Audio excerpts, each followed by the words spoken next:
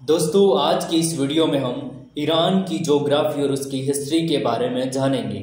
यह है ईरान जो कि पहले 500 सालों से इन्हीं बॉर्डर के साथ दुनिया के नक्शे पर मौजूद है और शायद ही ऐसा कोई दुनिया का सुपर पावर देश होगा जिसने ईरान के साथ टकराव न हुआ हो, चाहे वो रोमन साम्राज्य हो, अरब हो, तुर्क हो या रशिया हो। हर एक ने ईरान को हासिल करना चाहा है और उस पर कब्जा करने की कोशिश की है। और जिसके सबसे बड़ी वजह यहाँ थी कि ईरान दुनिया के एक ऐसे क्रॉस मोड़ पर स्थित है। यही एक देश है जहाँ पर यूरोप, अफ्रीका और एशिया तीनों महाद्वीपों को जोड़ने का काम करता है। वर्तमान में ईरान 7 देशों के साथ बॉर्डर बनाता है: पाकिस्तान, अफगानिस्तान, तुर्कमेनिस्तान, इराक, तुर्की, अर्मेनिया और अज़रबैजान। इसके अलावा इराक तीनों ओर से समुद्र से भी घिरा हुआ है। कैस्पियन सागर तो दक्षिण में पर्शियन की खाड़ी और ओमान की खाड़ी स्थित है। ईरान के दक्षिण में दुनिया का सबसे महत्वपूर्ण जल संधि हार्मुज जल संधि स्थित है। पूरी दुनिया का 20% से अधिक ऑयल एंड गैस की सप्लाई इसी जल के माध्यम से होता है। हार्मुज जल संधि के पास में ही 7 आइलैंड स्थित हैं जो कि 1970 से ईरान के कंट्रोल में हैं। हालांकि इससे पहले 1970 से पहले यूएई के कंट्रोल हुआ करता था। कैस्पियन सागर में स्थित आइलैंड भी वर्तमान में ईरान के कंट्रोल में ही आता है। आखिर ऐसा क्या कारण है कि इतनी खतरनाक सेना और हथियारों के बावजूद भी कोई भी पश्चिमी देश ईरान पर आज तक कब्जा नहीं कर पाया, न इसको कंट्रोल कर पाया है। हर देश जानता है कि ईरान पर सीधा अटैक करना कितना खतरनाक साबित हो सकता है। आज हम देखेंगे ईरान की जियोग्राफी और उसकी हिस्ट्री और उसके युद्ध जो कि इसको इतना पावरफुल बनाता है। सबसे पहले हम ईरान की ज्योग्राफी को समझते हैं। ईरान में एक जाग्रोश पर्वत श्रेणी है जो कि पर्शियन की खाड़ी से लेकर तुर्की तक ईरान को एक प्राकृतिक सुरक्षा प्रदान करती है। इसका अधिकांश भाग पथरीला है जिसे क्रॉस करना बहुत ही अधिक खतरनाक और मुश्किल साबित हो सकता है।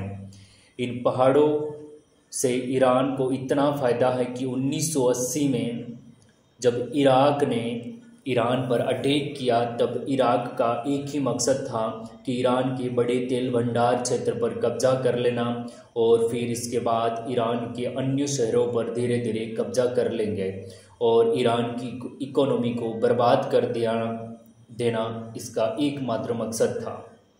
लेकिन ऐसा नहीं हुआ। इराक आर्मी ने काफ़ी कोशिश की और जाग्रोस पर्वत को क्रॉस कर ईरान पर कब्जा कर सके, मगर उन्हें नाकामयाबी मिली। उल्टा यह हुआ कि ईरान की सेना इराक की सेना को अंदर की तरफ धकेलती हुए इराक में इंटर कर गए।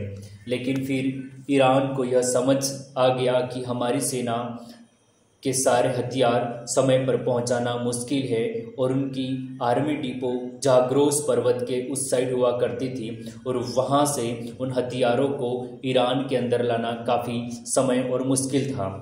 यही एक कारण रहा कि यह युद्ध 8 सालों के बाद अपने आप किसी परिणाम के बिना ही खत्म हो गया। वर्तमान में दोनों देशों के बॉर्डर पर किसी प्रकार का कोई परिवर्तन नहीं आया। ईरान ने उत्तर पूर्वी भाग में अल्बरोज पर्वत श्रेणी है। यह पहाड़ ईरान को न केवल नेचुरल प्रोटेक्शन देता है, इसके अलावा कई खनिज भंडार भी इनमें पाए जाते हैं। ये दोनों माउंटेन रेंज में यूरेनियम, सिल्वर, गोल्ड और जिंक के बहुत अधिक भंडार पाए जाते हैं। ईरान के पर्शियन खाड़ी के पास तेल और गैस के भंडार पाए गए हैं। पूरी दुनिया का 10% ऑयल और 15% गैस के भंडार ईरान के पास है, जो कि ईरान को समृद्ध बनाती है और इसी कारण ईरान वर्तमान में एक शक्तिशाली देश के रूप में उभर गया है। इसके अलावा ईरान को समुद्री सीमा रेखा भी नेचुरल प्रोटेक्शन देती है, जो कि लगभग 2500 किलोमीटर की लंबाई में फैला हुआ है।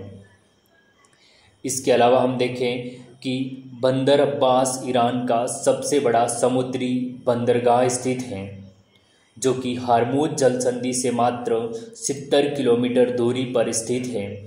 अगर ईरान अपनी आर्मी के साथ इस जलसंधि को ब्लॉक करती है तो पूरी दुनिया की अर्थव्यवस्था को बिगाड़ सकती है, और क्योंकि दुनिया का 15% से भी अधिक ऊर्जा का जो व्यापार होता है उसका आदान प्रदान यहीं से एशिया और यूरोप को जाता है। अगर कोई देश समुद्री जलमार्ग को और जाग्रोस पर्वत को क्रॉस कर ईरान में यदि एंटर भी कर जाए तो दो सबसे बड़े अवरोधक का काम करेंगे, वो है दस्त ए लूड और कैबिर रेगिस्तान। साथियों, इसमें जो दस्त ए लूड दुनिया का सबसे गर्म डेजर्ट है, क्योंकि सन 2005 में यहाँ पर 70 डिग्री सेल्सियस से भी अधिक तापमान को दर्ज किया गया है। इन्हीं कारणों से ईरान पर कब्जा कर पाना इतना आसान नहीं होगा।